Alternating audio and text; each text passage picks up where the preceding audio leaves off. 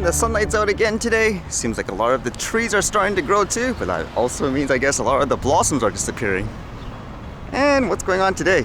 I guess this was kind of interesting to read at first. More war-related stories. I've read how China was circling, I guess, military aircraft, vehicles, whatever you want to call it, around Taiwan. This one says, Chinese Scorpion combat drone circles Taiwan.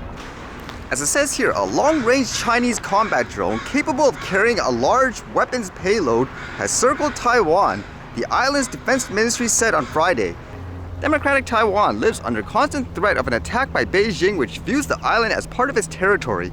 Taiwan's defense ministry said it detected 38 Chinese aircraft, including a TB-001 drone nicknamed the Twin-Tailed Scorpion, around the island between 6 a.m. Thursday and 6 a.m. Friday. The drone's circling flight path took it across the median line, an unofficial boundary dividing the Taiwan Strait to the island's south, before flying around its east coast and returning to China, a map released by the ministry showed. Local media said it was the first time Taiwan's defense ministry had reported a Chinese military aircraft circling the island from one end of the median line to the other. So will this be, I guess, like a start of a war, if it isn't already like a war? It's almost like playing chicken in some ways. So we're doing this, let's see who reacts first. Then again, I know people that live in the area, they always say every year it's almost the same thing, like the warnings. Almost, I guess, kind of like here they say the big one's coming, like in terms of the earthquakes and so forth, but it never happened. I guess eventually it will, but who knows if this will aggravate it.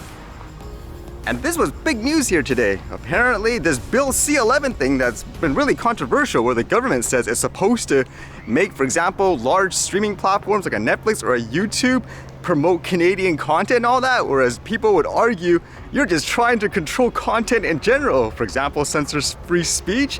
Well, apparently it's become law. It says streaming giants required to contribute to Canadian content as Bill C-11 becomes law. As it says here, a new federal law will require digital platforms such as Netflix, YouTube, and TikTok to contribute and promote Canadian content. The Liberals' Online Streaming Act passed its final vote in the Senate Thursday and received royal assent. The bill updates the Broadcasting Act to bring online streaming platforms under the regulatory authority of the Canadian Radio, Television, and Telecommunications Commission. It also sets steep penalties for digital platforms that don't make Canadian content available to their users in Canada. The government said the law will not apply to individuals who post on social media, which had been a chief concern of those opposed to the changes. It will apply to platforms such as Facebook and TikTok to distribute commercial programs like sporting events or live singing competitions.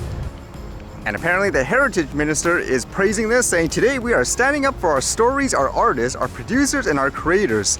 We're standing up so that Canadians have even more opportunities to see themselves in what they watch and listen to," Rodriguez said Thursday in a written statement. "With this legislation, we are ensuring that Canada's incredible talent has a bigger and brighter stage online." And then they say, for example, people like YouTube wrote a statement saying they're disappointed by the bill, saying it believes the government didn't take the concerns of digital creators into account.